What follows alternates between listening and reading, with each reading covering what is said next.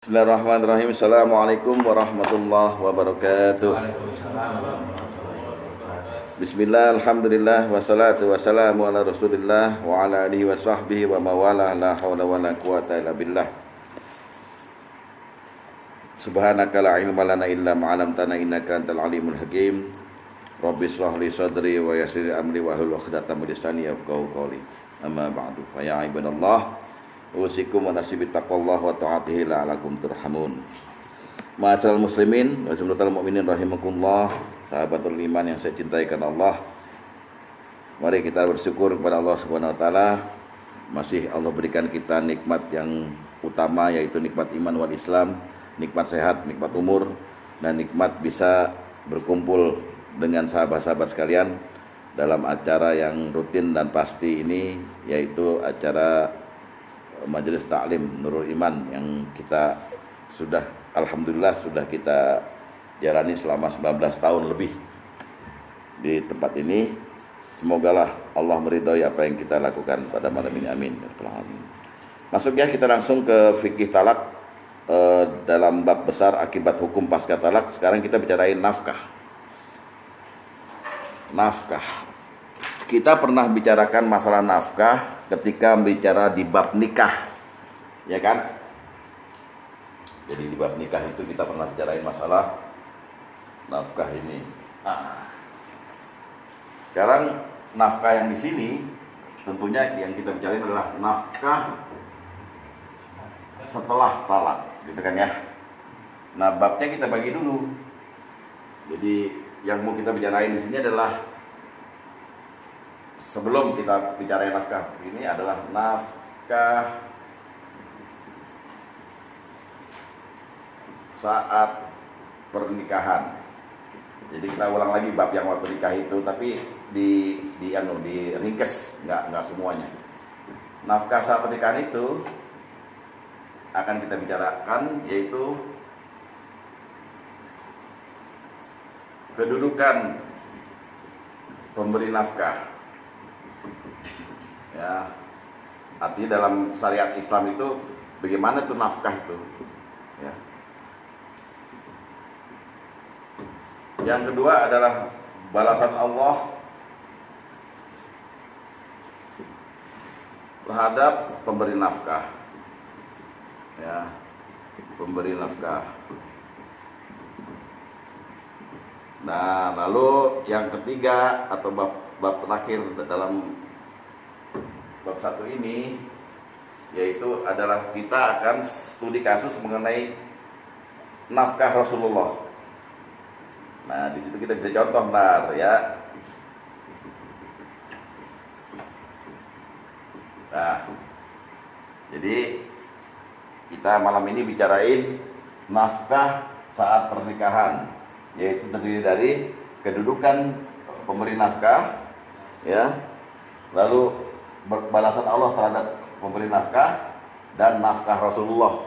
Apa yang terjadi ketika Rasulullah masih hidup, nafkahnya gimana gitu.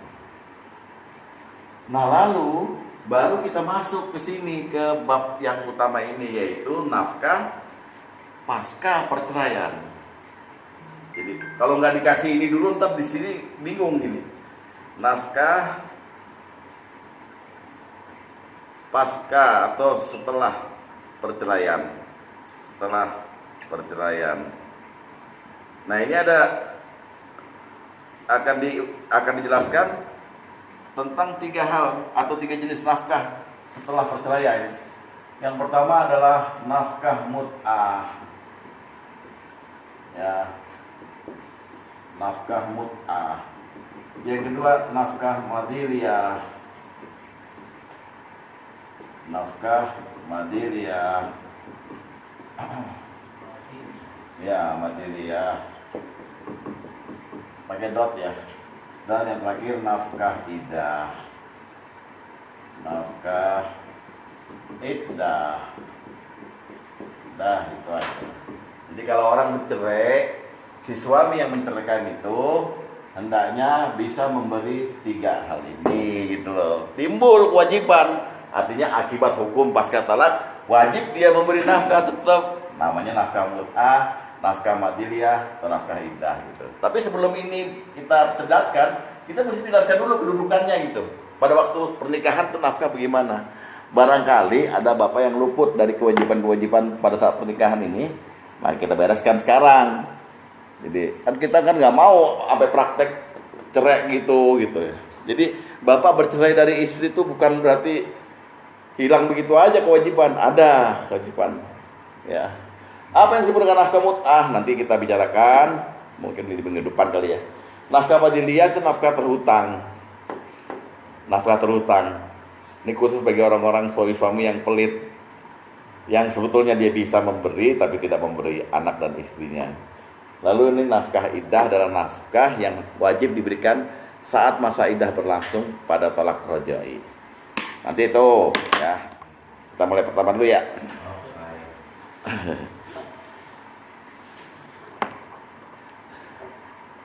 Apa yang pertama? Nafkah dalam pernikahan. Kedudukan pemberian nafkah ya, bukan pemberian ya. Kedudukannya ada dua.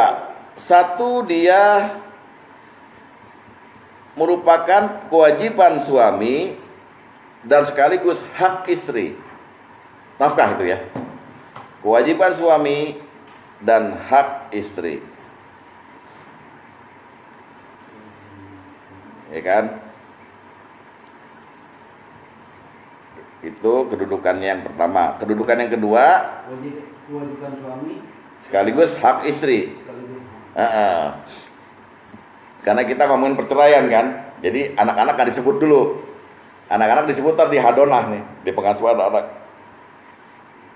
Tapi dalam hadisnya disebut nanti anak-anak. Lalu kedudukan yang kedua, pemberian nafkah merupakan keutamaan kaum pria. Wah, ini dia keutamaan kaum pria.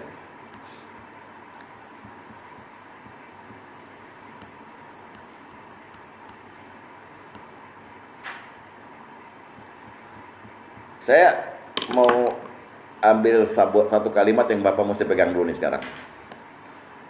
Anda harus bebas nilai dulu nih untuk membicarakan nafkah. Maksudnya bebas nilai begini. Jangan terkurung sama nilai-nilai Indonesia kayak nilai-nilai Arab kayak nilai apa gitu. Anda sebagai orang netral yang belum tahu ilmu lah gitu ya. Mencari nafkah jangan disempitkan dengan dua hal, yaitu bekerja di kantor atau berdagang di luar kantor. Dagang bisa dagang jasa gitu. Mencari nafkah maksudnya cuma simpel dalam agama. Anda bisa menghadirkan makanan dan pakaian serta tempat tinggal untuk anak dan istri. Dah. Kalau dikatakan mencari nafkah itu bekerja di kantor sebagai karyawan atau punya perusahaan sendiri atau berdagang gitu. Yang nggak melakukan ini disebut pengangguran dong. Padahal dia bisa, anaknya nggak kelaparan, istri nggak kelaparan gitu loh. Ya, jadi nyari nafkah itu tidak ansih melakukan kegiatan ini, walaupun kegiatan yang dua tadi saya sebut itu masuk dalam pencarian nafkah gitu. Jadi jangan kecil hati bagi orang yang tidak berdagang atau tidak pula bekerja di kantor. Yang penting Anda bisa hadirkan itu kebutuhan anak istri. Kebutuhan standarnya aja, makan bisa ada, pakaian bisa jangan sampai lusuh, setiap 3 bulan atau 4 bulan diganti, ya. Kalau soal perhiasan atau hiburan TV segala macam, itu udah kebutuhan tertier, bukan primer lagi, sekunder dan tertier, paham ya? Nah, ini bagus ini, sebetulnya bagus ya, cuman ilmunya ada, ya, ilmu hitam. Ya, kita lihat Al-Baqarah dulu. Al-Baqarah 233.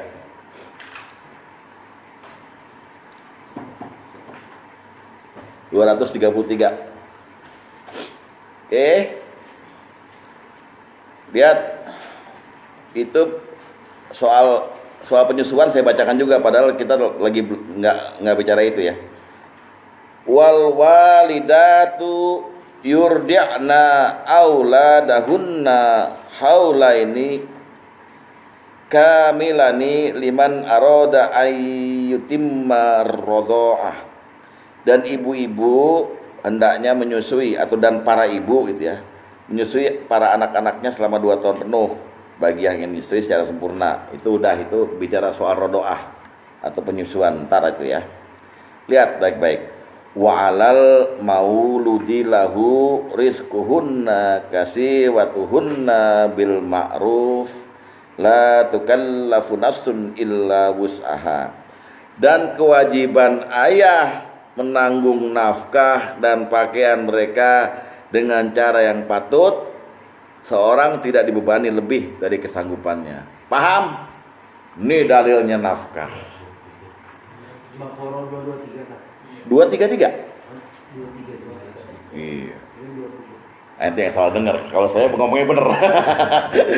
233 jadi 23. Iya, kita juga sama kayak gitu. Ya, satu grup. Orang sama-sama kerja. Iya. Tuh kan baper deh. Jadi makanya gua ngomongin duluan, San. 223 apa 233? Kupingnya gitu. Nggak pernah ada yang orang jual jasa macam Yus, Kang Pijat. Atau yang nunggu kerjaan, order macam Paino. Ya kan, no? Nggak selamanya ada kerja kan? Tapi lu jagain kompleks sekarang ya. Iya. Lu ngangguk-ngangguk mulu, iya yang bener, yang iya yang enggak. Iya. Ya contohnya begitu. Atau Pak Luli ini. Enggak, bukan itu. Jangan dispesifikkan ke situ. Tapi yang penting Anda bisa menghadirkan makanan dan pakaian dengan cara patut, tidak melebihi. Don't go beyond your capacity. Ah, ini Pak Tom nggak ada sih. Jangan melampaui kemampuanmu. Gara-gara lu punya gaya hidup dulu waktu bujangan barat, terus istri dikasih keju, dikasih stick gitu. Buat apa? Muntah tapi ini lu. Biasa aja, cara patut. Yang dia senang pecel, ya pecel, ya kan? Paham nih? Sederhana Al-Quran nih, Allah sederhana gitu. Dia kewajiban suami dan para bapak dan para laki-laki hendaknya menanggung nafkah dan pakaian mereka, mengadakan. Ini juga Imam Syafi'i, Imam Maliki dan Imam Hambali kemudian memberikan rumusan bahwa suami wajib mengadakan, juga wajib melakukan satu keadaan di mana sampai makanan dan pakaian itu ada. Contoh, masak, ya suami yang wajib, istri enggak. Nyuci piring, ya suami. Jahit baju, ya suami. Nyuci baju, ya suami. Istri kewajibannya cuma ngangkang. Itulah mana zawaj. Bersatunya badan, melahirkan. Ini enggak sekarang, kopi. Apa dibentak-bentak bini, padahal gulanya kagak ada di dapur. Akhirnya bini utang ke warung sebelah. Nah repot deh ini keluarga. Paham? Emang lu nyuci. Dia kan juga nyuci. Setelah dalam dicium-cium gitu. Paham ini ya? Ini nih ayatnya. Menanggung artinya mengadakan sesuatu sampai final. Bahkan suami itu kalau dia terbaik di bidangnya, suapin istri. Sini mah, tak malam yang bener ya. Ini sekarang aku manjain kamu, suapin. Tapi jangan sambil baca Pak, antar lupa. Masuk ke mata, masuk ke hidung, ke kuping. Pelan-pelan suapin, lapin. Itu namanya memberi makan. Perempuan tersanjung Pak digituin. Tapi jangan tiap hari. Terus emang gue bayi. Nah, ini ada momen-momennya malam minggu gitu noh. Tanya dulu ada apaan sih? Lagi beli mie ayam atau lagi beli apa gitu. Sini tak suapin sini sambil nonton TV. Seru loh. Boleh nih. Ada apaan sih? Kita lihat juga tanya suami teladan. Ya nggak usah. Enggak, udah tahu jawabannya. Paling Pak Sugeng bilang gitu sama istri kan, suami teladan nih. Bini bilang caye. Ya dia tahu di luar dalamnya. Orang pakai kancur peteladan. Pakai kancur doang peteladan. Pusing nggak lo? Jadi selain kewajiban, dia juga perintah dari Rasulullah. Allah sudah memerintahkan begini kan? Rasulullah pun memerintahkan begitu. Ya, kita lihat hadis nomor pertama. Udah deh.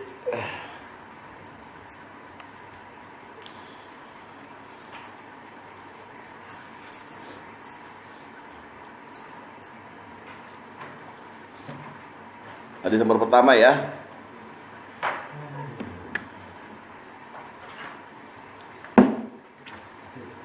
Apa kata Rasulullah? Fattaqullaha fin nisa. Bertakwalah kalian kepada Allah dalam hal wanita. Fa innakum ahastumuhunna bi amanillah. Karena sungguhnya satu, kalian membawa mereka dengan amanat Allah. Ya, wastahlaltum furujahunna bi kalimatillah. Dan meminta kehalalan kemaluan mereka dengan kalimat Allah. Satu. Dua, walakum alaihinna alla yuti'na yuti'na furusyakum ahadan takrahunah. Bagi kalian, mereka tidak boleh mengistrikan seorang yang tidak kalian suka untuk masuk ke rumah kalian. Jadi, jelas istri berkewajiban menjaga diri, jangan sampai masukin laki-laki lain ke rumah. Itu untuk kepentingan suami. Ya. Jika mereka melakukannya, pukullah mereka dengan pukulan yang tidak menyakitkan. Jadi kalau ketahuan istri itu ada main dengan laki-laki lain, pukul nggak apa-apa. Nah nomor 3 ini, walahunna alaikum rizquhunna wa kiswatuhunna bil ma'ruf. Dan kewajiban kalian menanggung nafkah dan pakaian mereka dengan cara-cara yang patut. Ayat berkata begitu, Rasulullah berkata begitu. Sami'na wa ta'na. Sedap. Memang kalau yang bawain saya emang susah ya. Dicernanya susah karena ente semuanya kan nggak nafkahin. Kadang-kadang nafkah, kadang-kadang enggak, pura-pura tidur kalau serius. Pak, Pak mau belanja ke pasar nih, apaan sih? Capek nih habis pijet gitu. Lupa setor serius. Ya. Dan kewajiban ini udah pasti, udah niscaya dan terukur. Terukur. Kalau seseorang menikah, maka Rasulullah ditanya, nafkahnya ke siapa aja nih? Kalau ke keluarga, maka Rasulullah menggrade nafkah kamu itu ke sini-sini aja di keluarga. Kita lihat tadi nomor 9.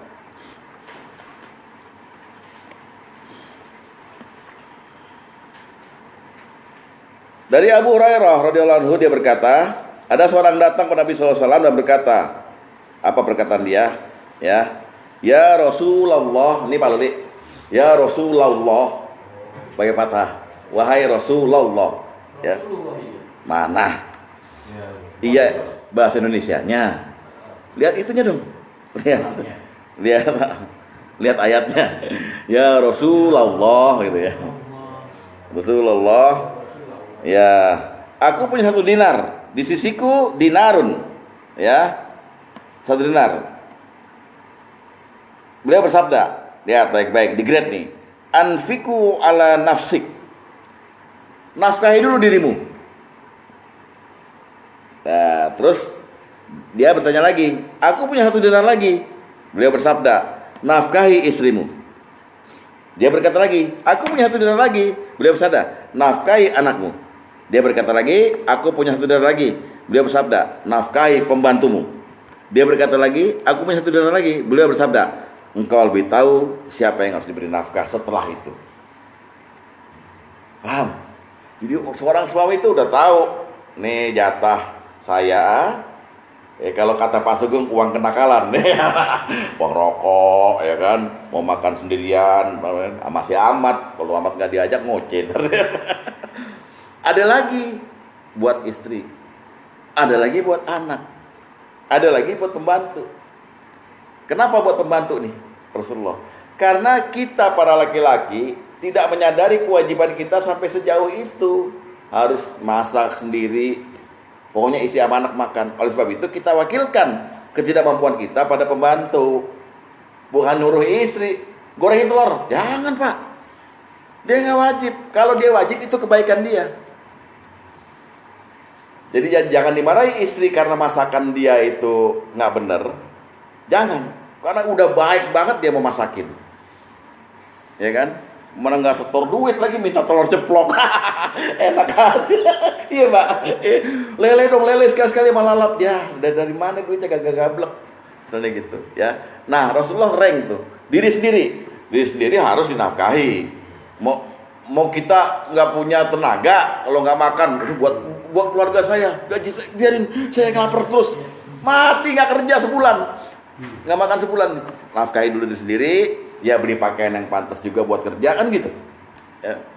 Buat pijat, masuk Yus pijat pakai kaos basket, seneng yang dipijat, pergi janda ya. Ya abang kuat deh gitu, nggak gitu. Tapi nafkahi diri sendiri. Abis itu nafkahi istri, nafkahi anak, nafkahi pembantu, masih punya duit lagi.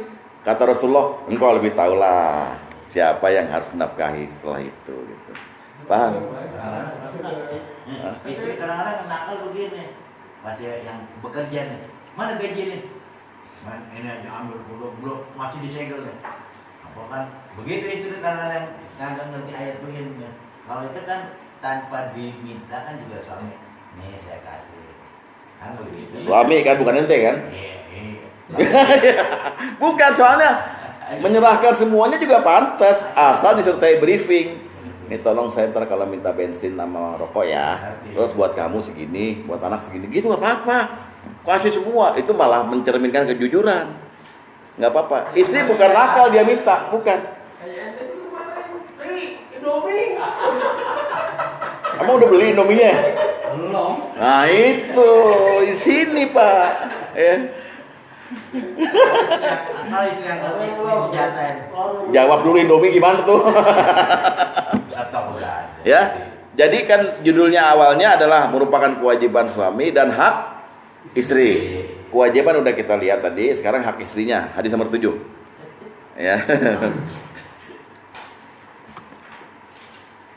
Dari Hakim bin Muawiyah al-Qusairi dari ayahnya, dia berkata, aku bertanya, wahai Rasulullah, pertanyaannya, ya, ma haqqu zaujati atau zaujah ahadihina alaih, apakah hak istri salah seorang di antara kami? Beliau menjawab, antu ta'imaha iza ta'imta wa taksuwaha iza iktasaita. Engkau memberinya makan jika engkau makan, dan engkau memberinya pakaian jika engkau berpakaian. Ini menunjukkan juga bahwa jangan engkau orang yang mencari nafkah tapi membeda-bedakan gitu loh. Ya pakaianmu berapa sih? Ya pakaian istri ya segitu. Gue pakai yang bermerek dong, kan gue kantornya di Sudirman. Lo mah yang di Tanah Abang aja, dihina-hina, dipencet-pencet, kalau malam dipakai. Jangan gitu, samain. Ya, gitu. Maaf Ji, ini saya deh emang lucu itu perabotan saya beli apa jadi semua beli dari penggorengan tuh dia nggak pernah dia. Ya itu berarti Bapak udah memenuhi kewajiban dalam Islam, mengadakan barang yang menuju pada pemberian makan, ya kan? Udah Bapak cocok surganya, ya. Paling bawah maksudnya. Ihsan kayaknya puas banget Ihsan kayak lu belum gua tembak lu, ntar dia dulu. Ya kalau sempurna ente masak juga. Yang Nyempit sekali. Wah, udah. Ini tidak. Nah, Yus, jangan ada kata-kata cari duit lagi, Yus. Nafkah aja. Ya masih gini. Jangan nafkah itu orientasinya cari duit, tapi pengadaan makanan dan pakaian, Yus. Ya. Tapi juga jangan disalahpahami, ngadain pakaian, gue cuma jemuran. Ada BH tetangga nih bagus nih, bini gue nggak punya, jangan. Ya, pokoknya pengadaan. Nah di situ ya, sekarang kan kata Yus apa-apa pakai duit, betul. Tapi ini satu lagi nih, saya berpikir nih satu lagi nih. Lo kalau mau ngaji mau kondangan uang-uangnya ya, dia pokoknya. Saya udah pernah di Parung uang yang biasa. buat susah. Giliran sama kita tuh bobal semua lo. Gue mau nujunya apa namanya Jima, nggak apa-apa dah bobal. Masa kita mau bilang apa? Lu pakai uangnya gimana gitu? Bobal. Lu dibeli dong. Sampai, Udah dibeli. iya dia ngerti emang beda sama kedua. Kayak udah satu cek bro. Emang beda aja. suasana doang yang beda, rasanya sama. Biji ngarung gitu. Tanya. Apa? Dasar kau. Biji ngarung ya namanya lagunya. Nah, itu adalah kewajiban dan hak istri. Yang kedua apa tadi? Enggak, merupakan keutamaan kaum pria. Nah, ini ada ayatnya. Bahwa pemberian nafkah itu keutamaan kaum pria, ada ayatnya. An-Nisa ayat 34, lihat. Anissa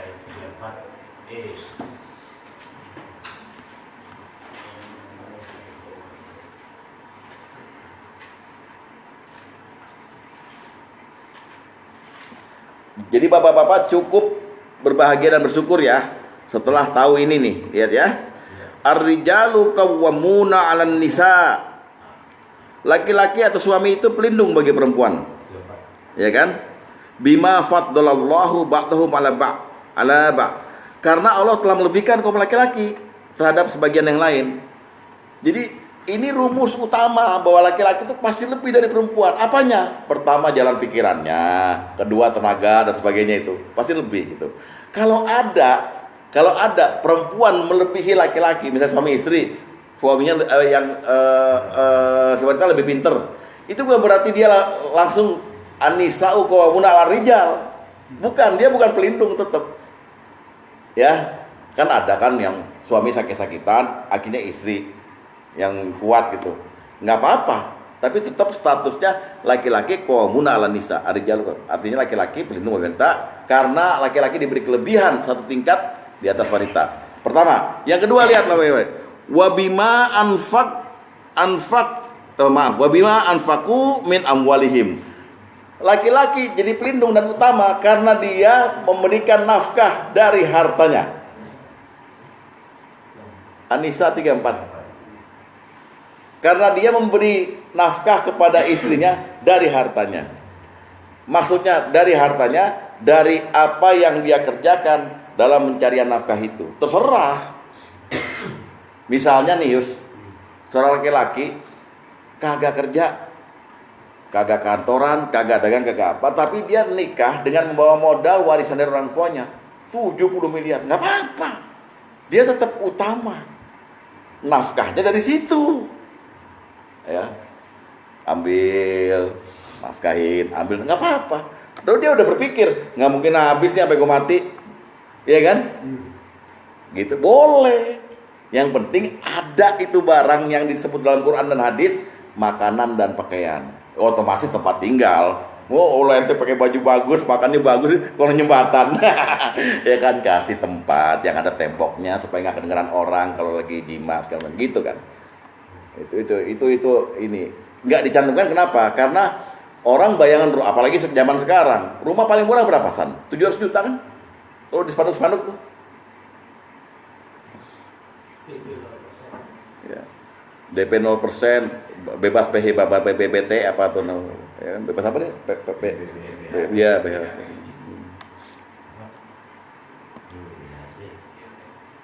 Dan Bapak mesti mendalami orang paling kaya siapa di Indonesia, yang punya rumah banyak banget, yang punya apartemen banyak banget, yang punya mall banyak banget, punya properti, punya tanah.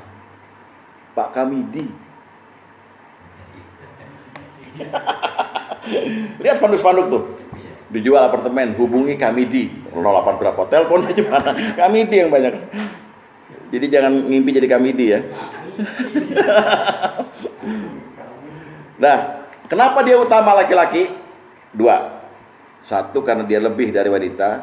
2, karena dia memberi nafkah dari harta dia kepada anak dan istrinya gitu.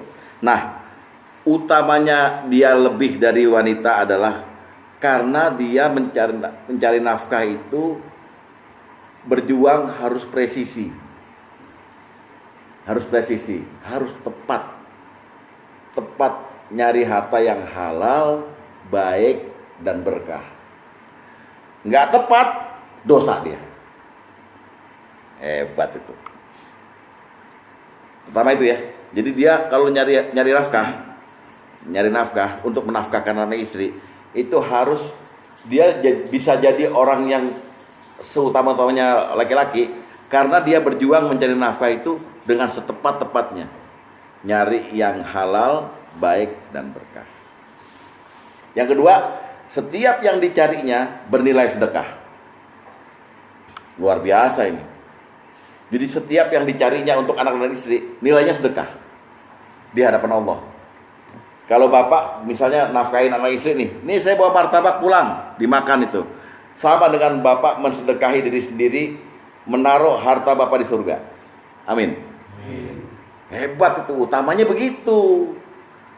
Makanya nanti kalau kita bicara yang ini, nggak usah ada lagi bilang, Udah dicerai kok pasti dikasih nafkah? Karena cari keutamaan, Pak. Ya, kita lihat sekarang yang pertama, yang presisi, ya. Buka hadis nomor 3.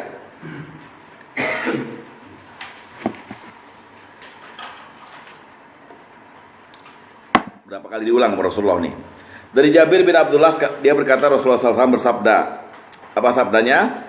Ayyuhan nas, wahai sekalian manusia, ittaqullaha wa ajmilu fit tolab. Bertakwalah pada Allah dan berlaku baiklah dalam mencari nafkah. Sungguhnya setiap jiwa tidak akan mati sampai dia menerima seluruh rezekinya sekalipun secara perlahan-lahan. Diulangi lagi, bertakwalah pada Allah dan berlaku baiklah dalam mencari nafkah. Lihat baik-baik, ambillah yang halal, tinggalkan yang haram. Oke, khuzu mahalla wada'u ma harum. Kalau sanggup kita melaksanakan perintah ini, maka kita laki-laki yang utama. Ini di luar kasus-kasus yang darurat ya, San ya. Di luar kasus-kasus yang darurat ya. Darurat nanti kita ngomong lagi. Ya. Jadi nggak boleh orang laki-laki itu, yang penting saya kan udah memberi nafkah, saya memenuhi perintah pertama tadi kan, tapi saya nyopet, nggak boleh. Tapi saya korupsi, nggak boleh lagi. Tapi saya jual barang-barang yang terlarang, narkoba, memang hasilnya bagus. Bininya dapat tas Hermes, S-nya nggak dibaca, Hermes, 400 juta tuh deh tasnya, yang paling murah. Bagus, tapi haram, maka dia terkena dosa, tidak utama lagi, malah rendah dia. Paham ya? Itu jadi dia disebut keutamaan kaum pria mencari nafkah itu karena satu itu tadi pertama, dia mencari halal, berjuang cari yang halal. Makanya orang yang begini namanya dalam Islam al-ghuraba. Sekantor korupsi dia kagak, sekantor terima komisi dia enggak. Saya nggak mau. Sekampung semua jual minuman keras dia enggak. Namanya presisi. Dia tepat di dalam mencari. Oke? Bahkan mohon maaf, dia tidak sampai menghinakan diri sendiri dalam mencari nafkah, ujungnya juga haram. Coba lihat hadis Rasulullah. Man sa'ala, barang siapa yang meminta-minta, wa huwa yuknihi, padahal di wa indahu yukni, padahal di sisinya ada kecukupan, sama dengan dia menambah bara api neraka jahanam di dalam perut istri dan anaknya. Sahabat tanya, ya Rasulullah, ma huwa yukni, siapa yang disebut cukup itu? Kan Rasulullah bilang barang siapa yang minta-minta tapi dia cukup. Apa kata Rasulullah? Man yu'ashihi wa yughaddihi. Orang yang minta-minta itu sebetulnya masih punya persediaan makan untuk malam ini dan besok pagi, maka dia nggak boleh minta-minta.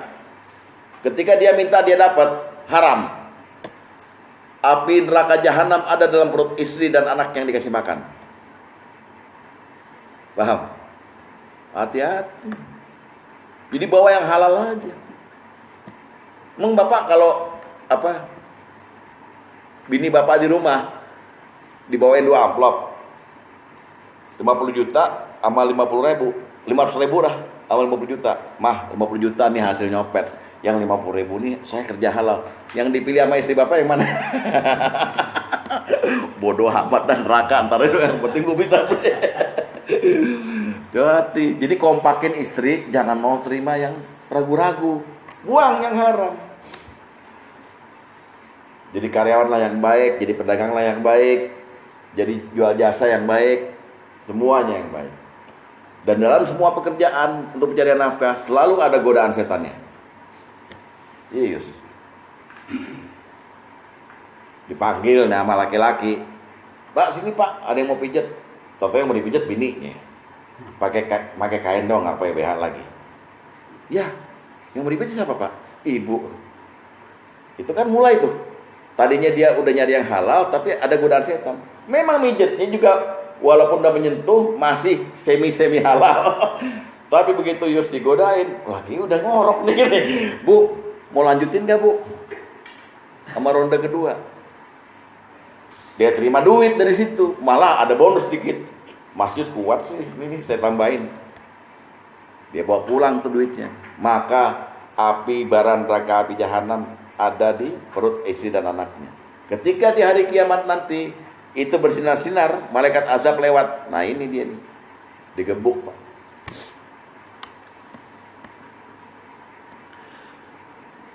Ya, sehingga Rasulullah berpesan supaya mencari nafkah harus dibarengi dengan ketaatan kepada agama. Hadis nomor 10.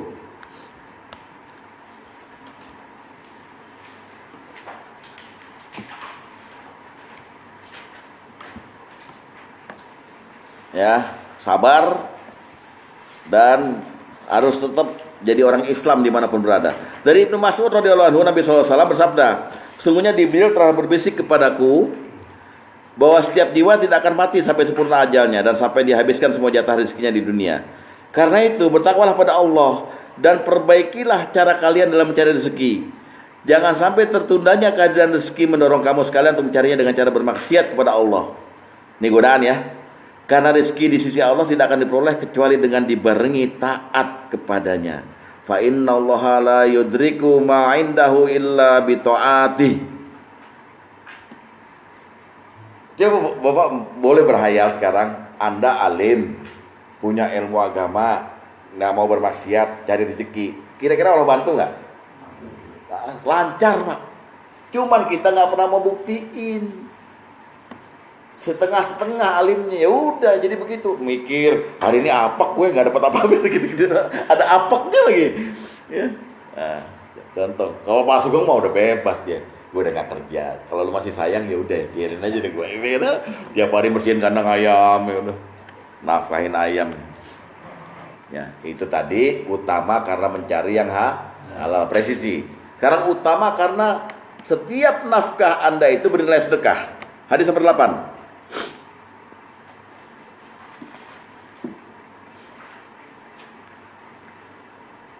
Lihat baik-baik. Apa kata Rasulullah? Iza anfaqa muslimu nafaqata ala ahli wa huwa yahtasibuha kanat lahu shadaqah. Jika seorang muslim memberi nafkah kepada keluarganya dan dia berharap pahala dari itu, maka nafkah tersebut bernilai sedekah di sisi Allah. Luar biasa. Maksudnya gini loh, Allah hakikatnya dia cari nafkah, terus dia ngarep pahala, maka Allah memberinya sedekah dari sisi Allah. Saya sedekahi kamu. Disedekahi apa? Sedekahi pahala yang nanti akan bersaksi di surga nanti. Aku dulu adalah keringatmu nyari nafkah. Ya. No, lo lihat jam baru 30 menit no. Terus hadis nomor 12.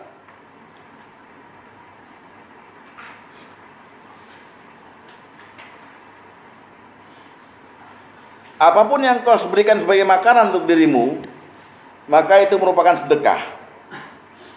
Dan apapun yang kau berikan sebagai makanan untuk anakmu, itu sedekah. Apapun yang kau berikan sebagai makanan untuk istrimu, itu sedekah. Dan apapun yang kau berikan makanan untuk pembantumu, itu merupakan sedekah. Bayangin Pak, berapa pahala sedekah Bapak setiap hari. Dari mulai Bapak menikahi istri Bapak itu, punya anak, punya pembantu, sampai sekarang. Luar biasa gak? Nanti kesini baru kita nggak akuin tuh. Istri yang tadinya kita sayang, kita kasih nafkah, begitu dia ada kewajiban nafkah waktu cerai, enak aja. Luar biasa Pak, sedekah. Ya. Terus yang mana sedekah ini lihat lagi hadis nomor 6.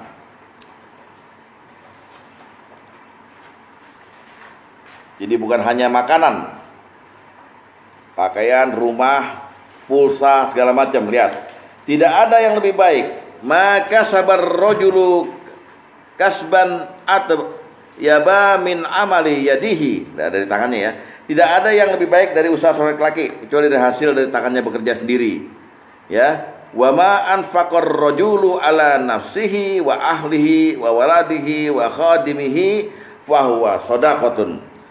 Tidak ada yang lebih baik dari usaha seorang laki-laki kecuali dari hasil tangannya bekerja sendiri, dan apa saja yang dinafkahi oleh laki-laki kepada diri, istri dan anak dan pembantunya adalah bernilai sedekah. Ini kabar gembira Pak ya, mudah-mudahan Bapak sadar. Nah, itu adalah bab pertama. Sekarang bab kedua apa nih? Balasan Allah untuk pemberi nafkah. Simple. Balasannya cuma dua, yaitu pahala. Yang kedua adalah ampunan Allah. Saya ulangi ya. Balasan untuk pencari nafkah adalah dia dapat pahala. Yang kedua, dia dapat ampunan Allah. Coba Pak, betapa bangganya orang yang menafkahi istri dan anaknya. Dia ada pahala dan dia diampuni Allah. Kita lihat dulu sekarang hadis nomor 14.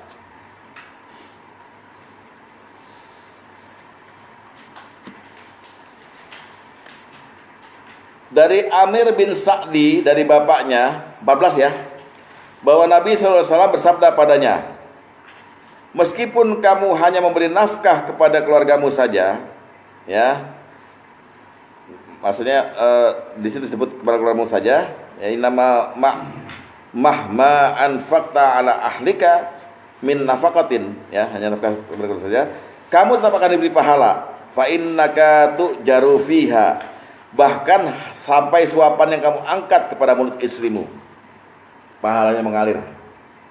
Ih, udah berapa tuh? Berbahagialah orang yang udah ngasih makan anak dan istri ya. Dan pahala untuk keluarga, nafkah untuk keluarga dibanding dengan nafkah untuk orang lain, anak yatim, orang miskin, nafkah bebasin budak, adalah paling tinggi pahalanya. Jadi yang paling Allah kasih pahala terbesar kalau seorang laki-laki sebelum dia memberikan pada orang lain, keluarganya dulu. Kita lihat buktinya. Hadis nomor 2. Lihat. Dinarun anfaqtahu fi sabilillah. 1 dinar yang kau nafkahkan di jalan Allah. Wa dinarun anfaqtahu fi raqabah. 1 dinar yang kau nafkahkan untuk membebaskan seorang budak. Wa dinarun tasaddaqta fihi ala miskin. 1 dinar yang kau sedekahkan pada orang miskin. Wa dinarun anfaqtahu ala ahlik, dan 1 dinar yang kau nafkahkan untuk keluargamu. A'zamuha ajrul allazi anfaqtahu ala ahlik. Yang paling besar pahalanya adalah 1 dinar yang kau nafkahkan untuk keluargamu. Dibeda pahalanya Pak. Anak istri belum makan, ada orang miskin lewat rumah, kita kasih dia, pahalanya ada. Tapi kalau kita kasih dulu pada keluarga kita, anak dan istri, lebih besar pahalanya. Coba itu bandingannya itu. Apalin ini hadis ya. Dinaran anfaqtahu fi sabilillah, wa dinaran anfaqtahu fi raqabah, wa dinaran tasaddaqta ala miskin, wa dinaran anfaqtahu ala ahlik, a'zamu ajrahu. Kayak gitu tuh. Apalin lah, ini bagus tuh buat dakwah ya.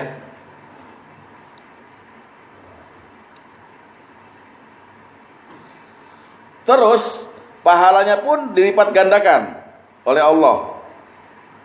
Hadis nomor 11. Lihat.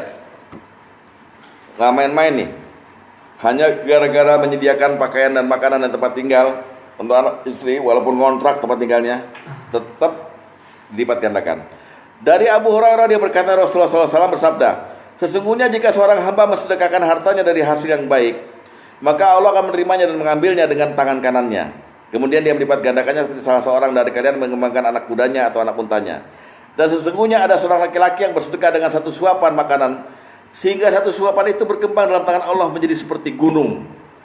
1 suapan nasi sama rendang dipotong prek ke istri kita, maka dia dirubah oleh Allah pahalanya di sebuah gunung.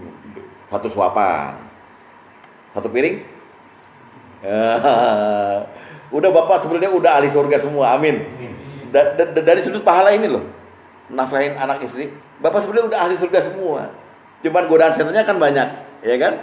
Godaan setannya banyak. Sekarang itu pahala. Yang kedua dia mendapat apa? Mendapat ampunan. Hadis nomor 4. Ini bicara orang nafkahin anak istri ya. Bicara semangat dan bicara capek. Sesungguhnya di antara dosa-dosa terdapat satu dosa yang tidak dapat dihapuskan dengan sholat, puasa, haji, dan umroh. Sahabat bertanya, apa yang dapat menghapuskannya wahai Rasulullah? Beliau menjawab, semangat dalam mencari rezeki. Al-muhumu fi thalabil ma'isyah. Jadi begini Pak, kita ini kan nggak tahu kita punya dosa, tapi tiap hari kita produksi dosa, ya kan?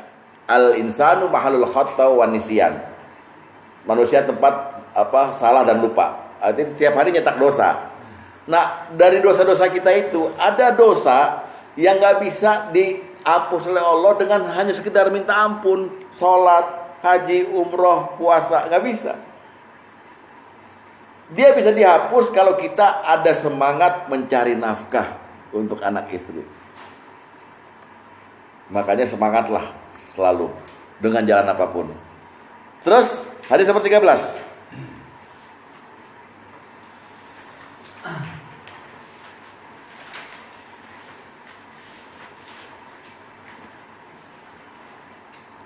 Barang siapa yang sore hari duduk kelelahan lantaran bersihin kandang ayam, maksudnya lantaran pekerjaan yang telah dilakukannya, itu juga dosa-dosanya diampuni oleh Allah untuknya.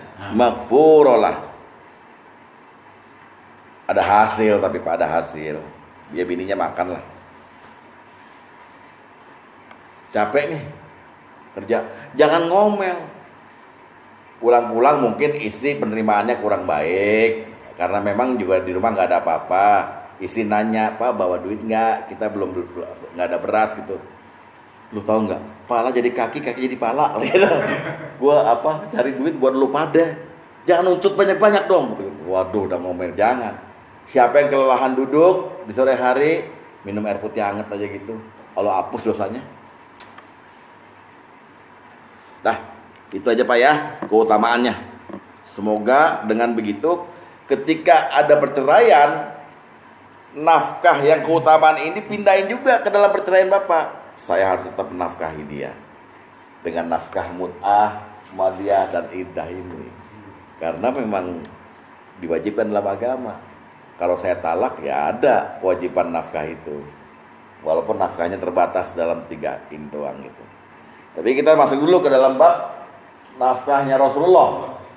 Nah, Rasulullah ini kan ketika menjadi nabi, beliau otomatis pensiun dari segala pekerjaan pencarian nafkah, betul ya? Nah, tapi Rasulullah dapat keistimewaan. Keistimewaannya adalah beliau mendapatkan gaji dari Allah lewat harta yang jatahnya beliau. Khususnya harta yang namanya harta fai'i. Harta yang diperoleh melalui rampasan perang, tetapi tidak perang.